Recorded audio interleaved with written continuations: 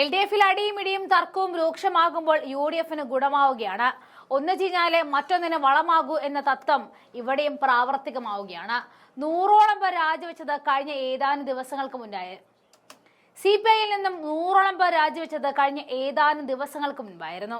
അത് കഴിഞ്ഞ് ഒരു പഞ്ചായത്ത് പ്രസിഡന്റ് കോൺഗ്രസിൽ ചേർന്ന വാർത്ത നമ്മൾ കേട്ടതാണ്. ഇപ്പോഴിതാ CPI മുൻ സംസ്ഥാന കൗൺസിൽ അംഗവും AIUTC ജില്ലാ സെക്രട്ടറിയുമായിരുന്ന മീനങ്കൽ കുമാറിന്റെ നേതൃത്വത്തിൽ 100ഓളം CPI പ്രവർത്തകർ കോൺഗ്രസിലേക്ക് ചേർന്നിരിക്കുകയാണ്. KPCC ആസ്ഥാനത്തെത്തിയ മീനങ്കൽ കുമാറിനെയും പ്രവർത്തകരെയും KPCC president Sunny Joseph shawl അണിയിച്ച് കോൺഗ്രസിലേക്ക് സ്വീകരിച്ചു കഴിഞ്ഞു. AITUC ജില്ലാ joint secretary Vattiyoorkavu B Jayakumar, സംസ്ഥാന ജോയിന്റ് കൗൺസിൽ അംഗം ബിനു സുഗതൻ, അരുവിക്കര ഗ്രാമപഞ്ചായത്ത് മുൻ പ്രസിഡന്റും കളത്തറ വാർഡ് മെമ്പറുമായ Madhu Kalathara, CPI Chirayinkeezhu local committee assistant secretary Palluruthy Gopan, ration employees federation സംസ്ഥാന സെക്രട്ടറി മീനങ്കൽ സന്തോഷ്, CPI വർക്കല മുൻ മണ്ഡലം കമ്മിറ്റി അംഗം ബിജു വർക്കല തുടങ്ങിയവരും കോൺഗ്രസിൽ ചേർന്നിട്ടുണ്ട്. CPI രാഷ്ട്രീയപരമായി LDF-ൽ കൂടുതൽ ഒറ്റപ്പെടുന്ന സംഭവങ്ങളാണ് ഇപ്പോൾ പുറത്തുവരുന്നത് എന്നും വരും ദിവസങ്ങളിൽ കൂടുതൽ പേര് സംസ്ഥാനത്തിന്റെ വിവിധ ഭാഗങ്ങളിൽ നിന്നും CPI വിട്ട് കോൺഗ്രസിൽ ചേരുമെന്നും KPCC പ്രസിഡന്റ് സണ്ണി ജോസഫ് പറയുകയാണ്. CPM-ന്റെ വലിയ മനോഭാവത്തിനും ഭീഷണിക്കും വഴങ്ങി CPI-ക്ക് അവരുടെ നിലപാടുകൾ പോലും വിഴുങ്ങേണ്ട അവസ്ഥയാണുള്ളത്. അത്തരമൊരവസ്ഥയിൽ മീനങ്കൽ കുമാറും സഹപ്രവർത്തകരും CPI വിട്ടത് ഏറെ സന്തോഷമാണ്. കമ്മ്യൂണിസ്റ്റ് രാഷ്ട്രീയം അവസാനിപ്പിച്ച് വരുന്ന മുഴുവൻ നേതാക്കളെയും പ്രവർത്തകരെയും കോൺഗ്രസ് സ്വീകരിക്കുമെന്നും സണ്ണി ജോസഫ് പറയുകയാണ്. ബിനോയ് വിശ്വം CPM-ന്റെ കാൽ കീഴിൽ കിടക്കുന്ന ആളാണ്. തങ്ങൾക്ക് അങ്ങനെയാകാൻ താല്പര്യമില്ല. കോൺഗ്രസിൽ ചേർന്ന് നന്നായി പ്രവർത്തിക്കുമെന്ന് പറഞ്ഞുകൊണ്ട് ശക്തമായി CPI-ക്ക് ആഞ്ഞടിച്ചുകൊണ്ടാണ് മീനങ്കൽ കുമാർ കോൺഗ്രസിലേക്ക് ചേർന്നിരിക്കുന്നത്. അദ്ദേഹത്തിന്റെ ഒരു വീഡിയോ ദൃശ്യങ്ങൾ കൂടി കാണാം. രാജ്യത്ത് വർഗീയതയ്ക്കെതിരായിട്ടുള്ള ശക്തമായ നിലപാട് സ്വീകരിക്കാൻ കഴിയുന്നു.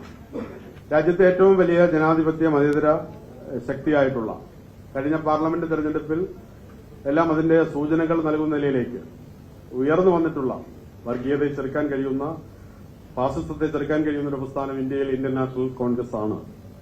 അതുകൊണ്ട് ഇന്ത്യൻ നാഷണൽ കോൺഗ്രസുമായി സഹകരിക്കണം. അതിന് ഇന്ന് KPCC പ്രസിഡന്റും UDF കൺവീനറും അവരുടെ ദേശീയ സംസ്ഥാന നേതാക്കന്മാരും പ്രതിപക്ഷ നേതാക്കളും അടക്കമുള്ള ആളുകളുമായി ഞങ്ങൾ ചർച്ച നടത്തിയിട്ടുണ്ട്. ഇത് കഴിഞ്ഞാൽ ഞങ്ങൾ KPCC ആസ്ഥാനത്തിലേക്ക് പോയി അവരുമായി ചർച്ച നടത്തുകയാണ്. അവരുമായി സഹകരിക്കാനും കോൺഗ്രസുമായി ചേർന്ന് പ്രവർത്തിക്കാനും ഞങ്ങൾ തീരുമാനിക്കുകയാണ്. കമ്മ്യൂണിസ്റ്റ് പാർട്ടി CPI-യെ സംബന്ധിച്ച് കേരളത്തിലുണ്ടാക്കിയ മാറ്റങ്ങൾ, കേരള മോഡൽ വികസനം, സഹാച്യുതമേനോന്റെ വികസനം കൊണ്ടുവന്നത് കോൺഗ്രസിന്റെ പിൻബലത്തിലാണ്. വളരെ കുറച്ച് സീറ്റുകൾ മാത്രം ഉണ്ടായിരുന്ന CPI-ക്ക് 7 വർഷക്കാലത്തിലധികം പിന്നീട് PKVക്കും കേരള രാഷ്ട്രീയത്തിൽ കേരളത്തിന്റെ വികസനത്തിൽ ഭൂപരിഷ്കരണവും അതുപോലെ തന്നെ ലക്ഷം വീട് പദ്ധതിയും ആരോഗ്യ മേഖലയിലും വിദ്യാഭ്യാസ മേഖലയിലും കാർഷിക വ്യവസായ മേഖലയിലും ഉണ്ടാക്കിയെടുക്കാൻ കഴിഞ്ഞ മാറ്റം കോൺഗ്രസുമായി നിന്നപ്പോഴാണ്. അതുകൊണ്ട് ഈ കഴിഞ്ഞ കാലത്തെ 11 വർഷക്കാലത്തെ BJP ഭരണത്തിനെതിരായി ഒരു ചെറുവിരൽ അനക്കാൻ രാജ്യത്ത് കമ്മ്യൂണിസ്റ്റ് പാർട്ടിക്ക് CPI-ക്ക് 6 ലക്ഷത്തിലധികം മെമ്പർഷിപ്പുള്ള CPI-ക്ക് ഡൽഹിയിൽ 10 വർഷക്കാലത്തിനിടയിൽ 1 ലക്ഷം ആളുകളെ പങ്കെടുപ്പിച്ചുകൊണ്ട് സമരം നടത്താൻ കഴിഞ്ഞിട്ടുണ്ടോ? ഞങ്ങൾ പാർട്ടി ചർച്ച ചെയ്തിട്ടുള്ള കാര്യമാണ്. 25,000 പേരെ പങ്കെടുപ്പിച്ചുകൊണ്ട് സമരം നടത്താൻ കഴിഞ്ഞു. കർഷക സമരം നടന്നു, അതിൽ നമുക്ക് വലിയ പങ്കെന്നു. തൊഴിലാളി സമരമാണ്, അതെല്ലാവരും കൂടി ചേർന്ന് നടക്കുന്ന സമരമാണ്. അതുകൊണ്ട് ആളുകളെ കൊന്നൊടുക്കുന്ന, മതന്യൂനപക്ഷങ്ങളെ കൊന്നൊടുക്കുന്ന, അതുപോലെ തന്നെ ദളിത് ജനവിഭാഗങ്ങളെ കൊന്നൊടുക്കുന്ന ഈ ഫാസിസ്റ്റ് ശക്തികൾക്കെതിരായിട്ടുള്ള അതിശക്തമായ പോരാട്ടം രാജ്യത്ത് ഉയർത്തിക്കൊണ്ടുവരാൻ കഴിയുന്നത് കോൺഗ്രസിന് തന്നെയാണ്. കമ്മ്യൂണിസ്റ്റ് പാർട്ടിക്കോ ഇടതുപക്ഷത്തിനോ ഒരു മാറ്റവും രാജ്യത്തിന് ഉണ്ടാക്കിയെടുക്കാൻ കഴിയില്ല.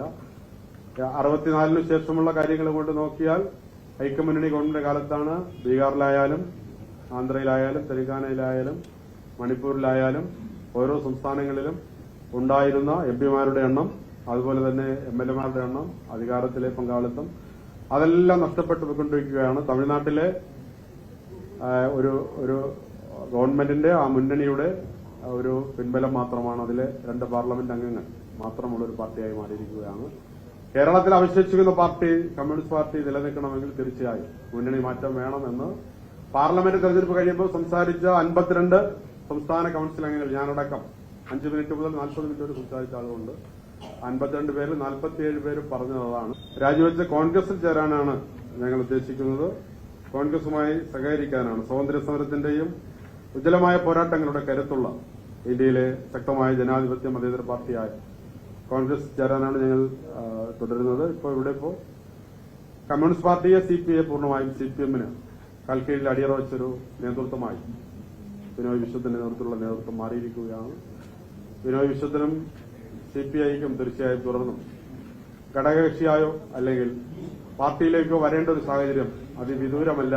ഈ ഞങ്ങളുടെ ഈ രാഷ്ട്രീയ നിലപാടുകളിലും രാഷ്ട്രീയ മാറ്റത്തിലും ഞങ്ങളുടെ എല്ലാം ആ ഒരു ജനാധിപത്യത്തിന്റെ പൂർണ്ണമായ പൂർത്തീകരണത്തിന് എപ്പോഴും മുന്നിൽ നിൽക്കുന്ന കേരളത്തിലെ തലസ്ഥാന ജില്ലയിലെ എല്ലാ മാധ്യമ സുഹൃത്തുക്കളുടെയും പിന്തുണയും സഹകരണവും ഈ അവസരത്തിൽ അഭ്യർത്ഥിക്കുകയാണ്. ഞങ്ങളിത് കഴിഞ്ഞാൽ KPCC ആസ്ഥാനത്തേക്ക് പോയി KPCC നേതാക്കന്മാരെ കണ്ട് കാര്യങ്ങൾ ആലോചിക്കുകയാണ്. ആ വിവരം കൂടി നിങ്ങളുടെ ശ്രദ്ധയിൽ പെടുത്തുകയാണ്.